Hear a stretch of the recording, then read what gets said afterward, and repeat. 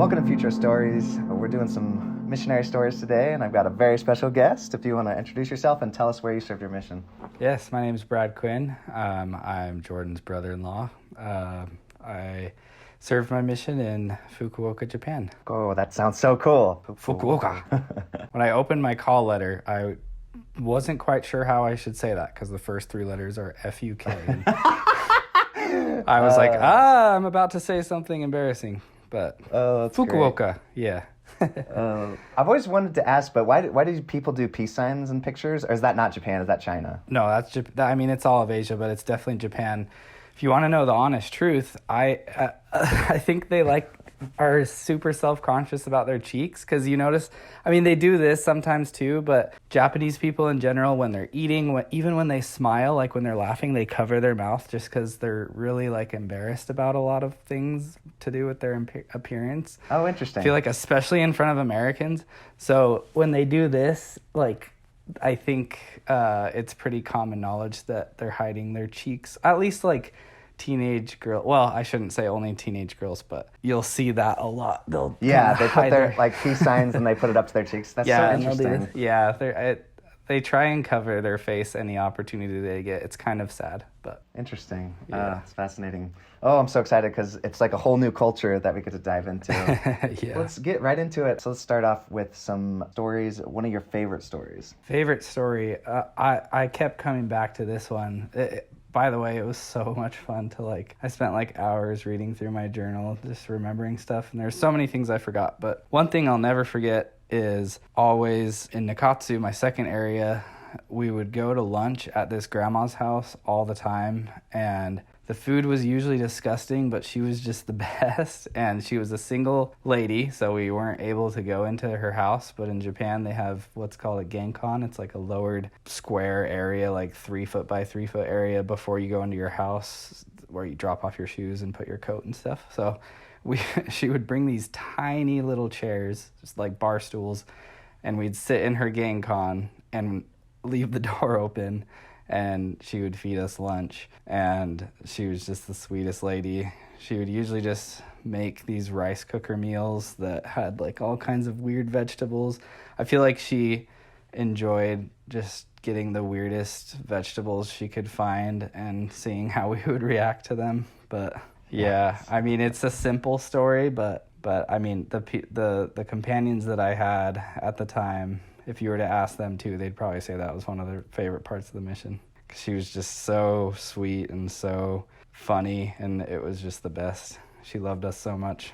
Oh, I love it. Let's see. And then the second section, sorry, it's been a while since I've done this. The second section would be one of your, let's go right into funny story.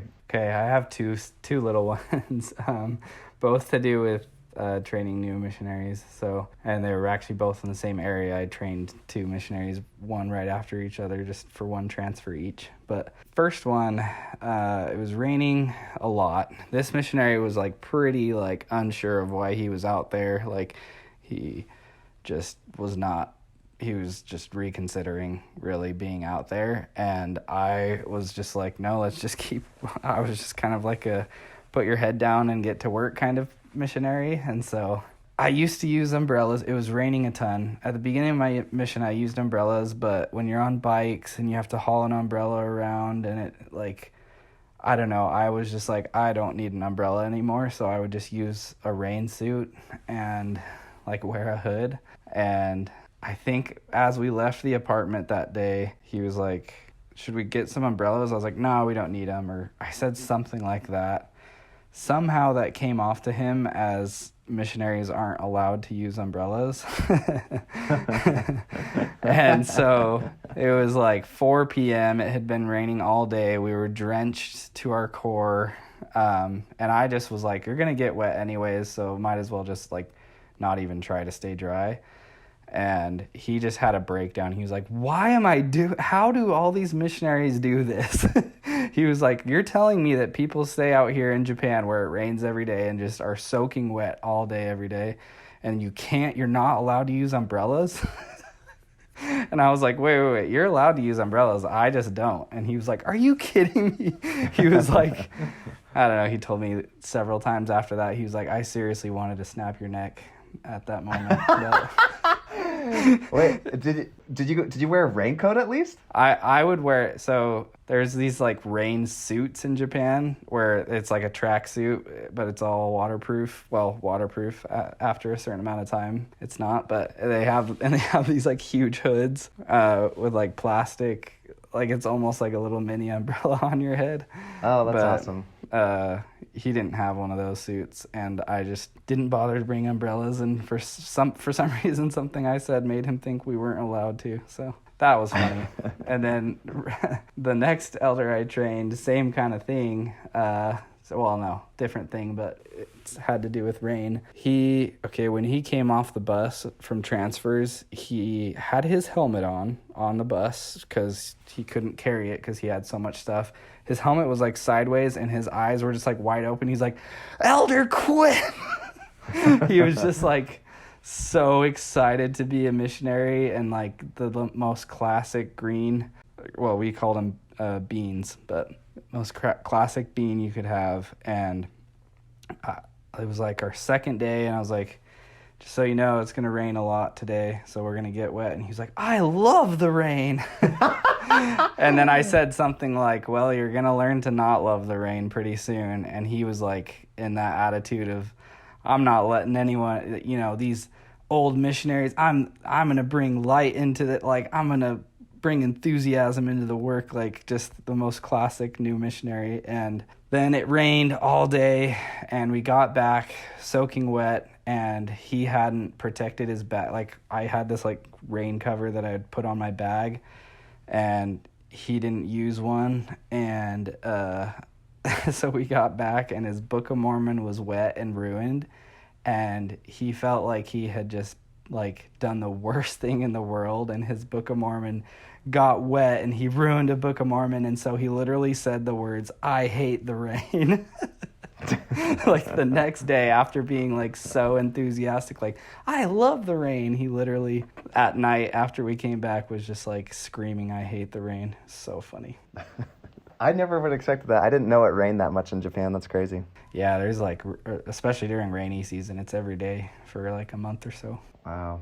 Yep. And then the third one is a wild story. Yeah, so kind of crazy wild, just the way that this happened. So I was with another new missionary, and we had planned to go down this one street, and we got to the fork, and this new missionary stopped on his bike, and he said, "I feel like we should go that way." And I was like a little torn, because I was like, well, we planned, like, we got revelation to go that way when we planned, but I also felt like we should go the other way. So we went the other way, and he was just like in the zone. We found this apartment building that like you couldn't see from the street. It was like tucked behind some stuff. We're like, "Oh, this is a good place to contact people." And then we didn't like just walk to like, I'm pretty systematic. Like I'm like, okay, there's 4 floors and 6 doors each floor, so let's start at floor 4 and work our way down like systematically. But we just kind of went to a random floor and a random door. It was like really dark outside, and then this lady opens the door. Like I swear her face and her like presence is glowing. Maybe it was just so dark outside and she had all her lights on inside, but just like glowing. And then she was like, "Oh, it's the elders. Just come in. Do you want some root beer?" And I was like, "What?" First of all, root beer, like I haven't had that in a while. That's not very common in Japan. Second of all, like, we're the elders. You're speaking English. Like, where am I and what's happening right now? So we go in, have some root beer, introduces us to her husband, who's American. We were in Okinawa, and there's a bunch of military bases there. And so he was stationed there, and come to find out he's a member. She had just been like, she had had a lot of spiritual experiences in her life. I believe she was raised Catholic, if I'm remembering right. But recently they both were like, and he was less active, but right before we came, they were like talking about, we should go back to church. Like, I should try your church, and we should figure out what church we want to go to. And he was like, "I want to be active again." And she was like, "I'm super excited to learn about his church." And she shared these like spiritual experiences where she just knew that God existed, and it was just like mind-blowing and so crazy. Like one day we were just in our routine of knocking on doors, half understanding what people were saying, getting rejected, and going home. But then all of a sudden we were drinking root beer and talking English to this person that like needed the gospel in that very moment. So that was crazy. And she ended up not getting baptized while I was there because her husband went back to the States to go to college, and she wanted him to baptize her. But the coolest thing about it is after it, other things in their life had happened, so she still actually hadn't been baptized when I got home. But like right when I got home, she was like taking the lessons in Utah, actually, is where they ended up moving. And so I got to go to her baptism and speak at her baptism in Utah. So oh, wow. Kind of crazy. That's amazing. Yeah, that is wild. Yeah, that was probably one of the coolest experiences of my mission. And then segue into spiritual story? Yeah, so this is another really simple one, but it meant a lot. And reading through my journals, I was like, oh my gosh, I almost forgot about that, but that was like one of my favorite spiritual experiences. So it was in my second area, and I was just riding my bike. We would ride for a long time, 20, 30 minutes, whatever. So we were just passing by some people, and I like wasn't really thinking about anything spiritual or like, and that's, for me, that's kind of when I know I'm having an actual spiritual experience rather than just my thoughts and emotions, is when I'm not previously thinking about those things, but all of a sudden I was just like saying hello to people, and this crazy like feeling of love, like basically God like showing me like I know that person, like, and I love them. I don't know, it's hard to explain, but I would like one by one I would look at someone and say hi, and I would feel like, oh my gosh, I know that God like I don't know anything about this person, but God knows everything, and it's like as if the whole world was made for them. And then I go to the next person, it's like and God knows everything about that person, and I was just like so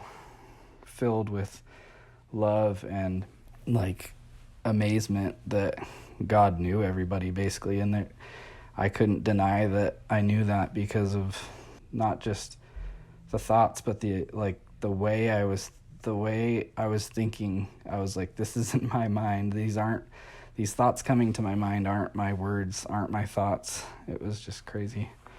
And that like helped me a lot on my mission to treat people like one by one and like take them as individuals rather than numbers or an opportunity to get a lesson or something like that. Thank you.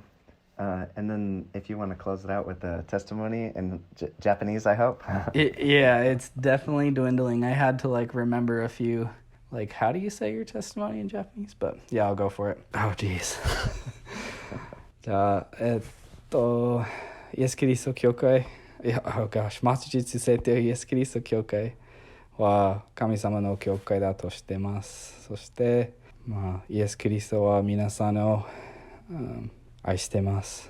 そして、ジョセフ・スミスは預言者だとしてます。で、モルモン書が神様の言葉だとしてます。私たちは本当に神様の子供たちで、神様は私たちを愛して、私たちを分かって、で、私たちを導る。私の伝道経験は、忘れない経験だった。で、私たちは皆さんを愛するときに神様の愛を感じるとしてます。そしてこの証しをイエス・キリストの皆によってお証しします。アーメン。Amen.